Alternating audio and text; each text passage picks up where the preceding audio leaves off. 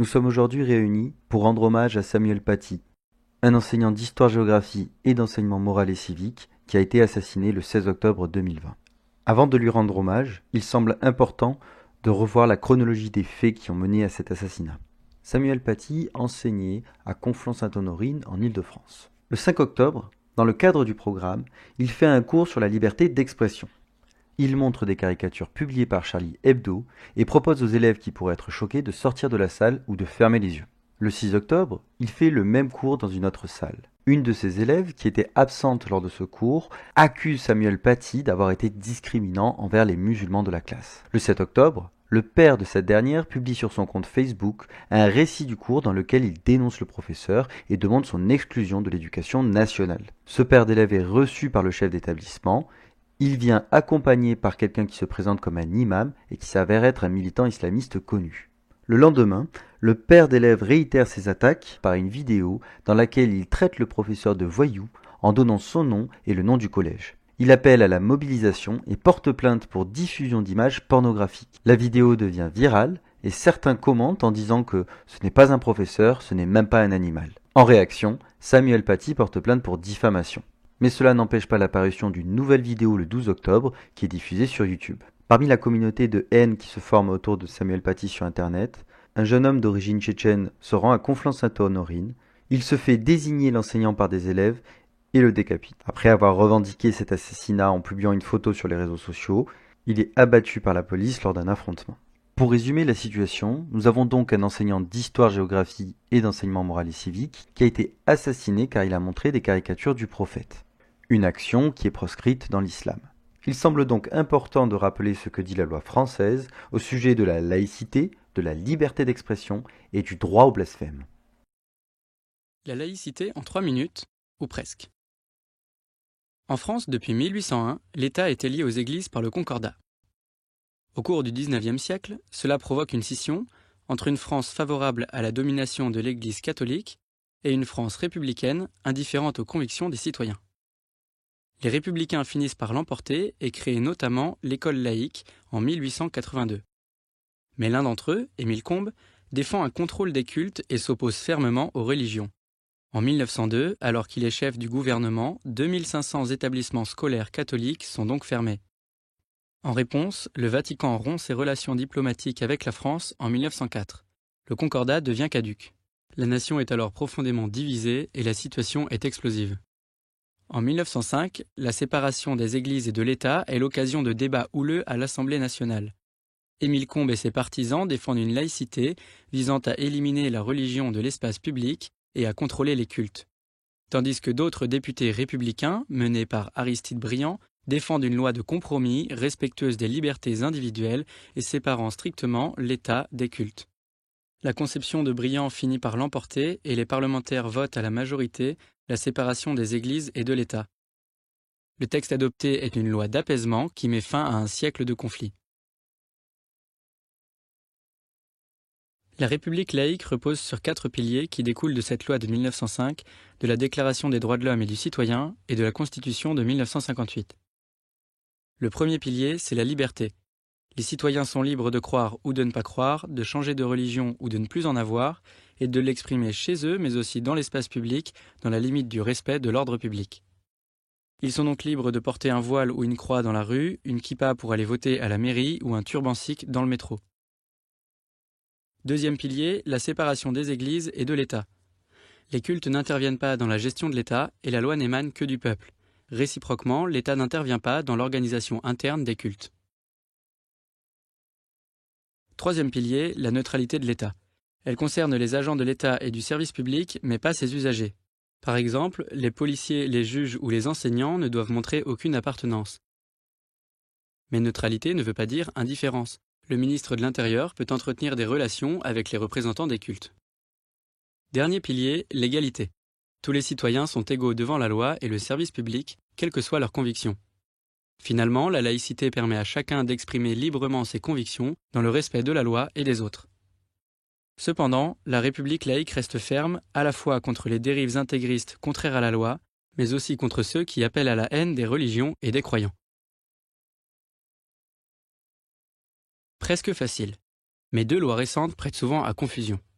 En 2004, une loi interdit aux élèves des écoles, collèges et lycées publics le port de signes ou de tenues par lesquels ils manifestent ostensiblement une appartenance religieuse.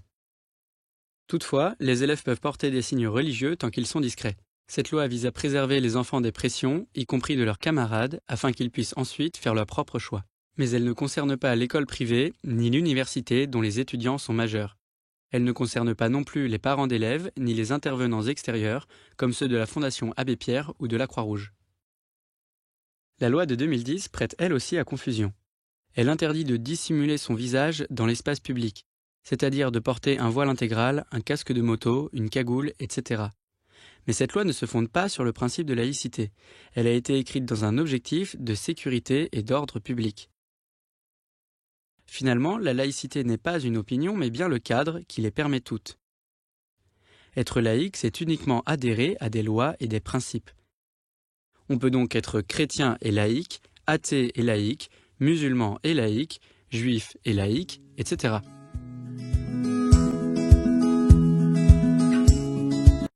Comme on vient de le voir, la laïcité est un des 4 principes sur lesquels repose la République française. La laïcité française ne lutte pas contre les religions, bien au contraire, elle vise à garantir le libre exercice des cultes. La liberté d'expression occupe aussi une place très importante dans la République française. En effet, dans sa devise, on retrouve les concepts de liberté, égalité et fraternité, et cette liberté est constituée d'un ensemble de libertés individuelles et collectives dont dispose chaque citoyen. La liberté d'expression figure parmi ces libertés. Cette liberté d'expression est défendue par la Déclaration des droits de l'homme et du citoyen, qui est le texte de référence sur lequel s'appuie notre Constitution.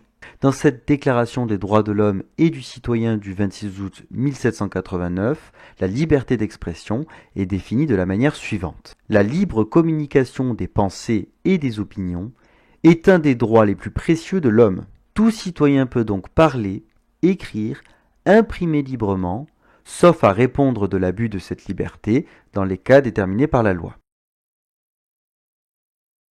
Enfin, il reste la question du droit au blasphème.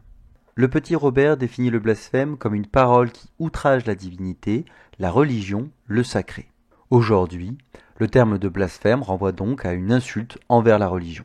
La notion de blasphème a disparu du droit français avec la Déclaration des droits de l'homme et du citoyen en 1789, et le délit de blasphème n'existe plus depuis 1791. Le blasphème n'apparaît donc pas dans la loi française. Ce qui est interdit, c'est l'injure et la diffamation personnelle et directe contre une ou plusieurs personnes en raison de leur appartenance à une communauté religieuse.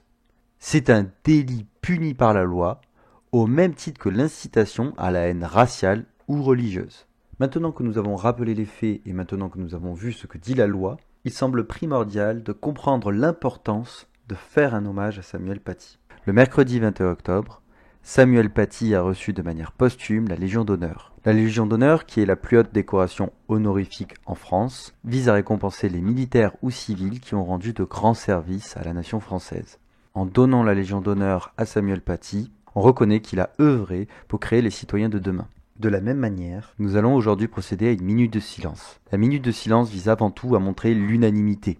Tout le monde se joint pour penser à la personne, tout le monde consacre de son temps en se taisant, en se tenant debout, afin de prendre conscience de l'action de la personne. C'est donc une forme de respect, une pratique commémorative civile.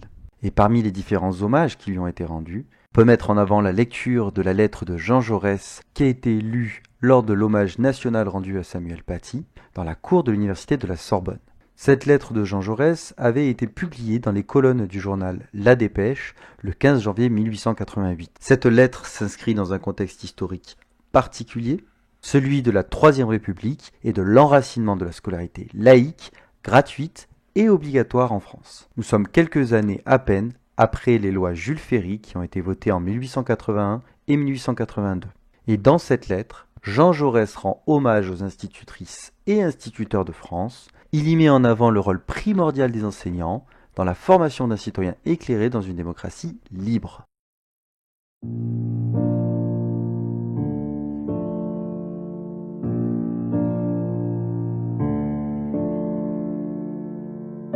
Vous tenez en vos mains l'intelligence et l'âme des enfants. Vous êtes responsable de la patrie. Les enfants qui vous sont confiés sont français. et doivent connaître la France, sa géographie et son histoire, son corps et son âme. Ils seront citoyens et ils doivent savoir ce qu'est une démocratie libre, quels droits leur confère, quel devoir leur impose la souveraineté de la nation.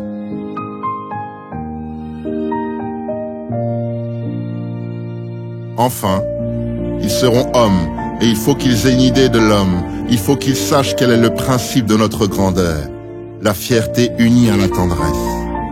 Il faut qu'ils puissent se représenter à grands traits l'espèce humaine et qu'ils démêlent les éléments principaux de cette œuvre extraordinaire qui s'appelle la civilisation. Il faut leur montrer la grandeur de la pensée. Il faut leur enseigner le respect et le culte de l'âme en éveillant en eux le sentiment de l'infini qui est notre joie et aussi notre force. Il faut que le maître lui-même soit tout pénétré de ce qu'il enseigne. Il faut qu'il se soit émerveillé tout bas de l'esprit humain. Alors, et alors seulement, lorsque par la lecture solitaire et la méditation, il sera tout plein d'une grande idée et tout éclairé intérieurement, il communiquera sans peine aux enfants la lumière et l'émotion de son esprit. Ah, vous serez plus que payé de votre peine, car vous sentirez la vie de l'intelligence s'éveiller autour de vous. Les enfants ont une curiosité illimitée, et vous pouvez tout doucement les mener au bout du monde. Lorsque vous leur aurez parlé des grandes choses qui intéressent la pensée et la conscience humaine, vous aurez fait sans peine en quelques années œuvre complète d'éducateur. Dans chaque intelligence, il y aura un sommet. Et, ce jour-là, bien des choses changeront.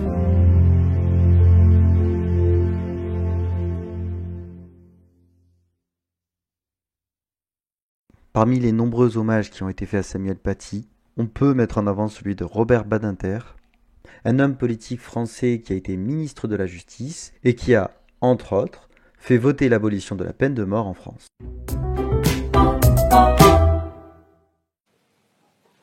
C'est un honneur pour moi de rendre aujourd'hui hommage au professeur Samuel Paty devant vous. Samuel Paty a consacré sa vie d'homme à la plus belle des missions, éduquer les jeunes dans le respect des lois et des valeurs de la République en lesquelles il avait foi et pour lesquelles il a donné sa vie.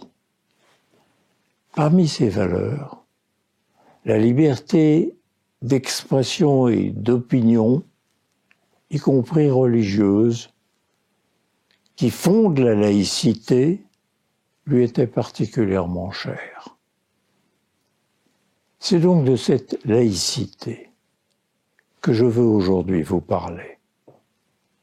La laïcité dans notre République, c'est d'abord l'expression de notre liberté, car la laïcité permet à chacun de pratiquer la religion de son choix ou de n'en pratiquer aucune selon sa conviction. La laïcité dans notre République, c'est aussi l'égalité entre toutes les religions. Il n'existe pas dans la République de religion d'État ou de religion officielle. Elle les reconnaît toutes et n'en privilégie aucune.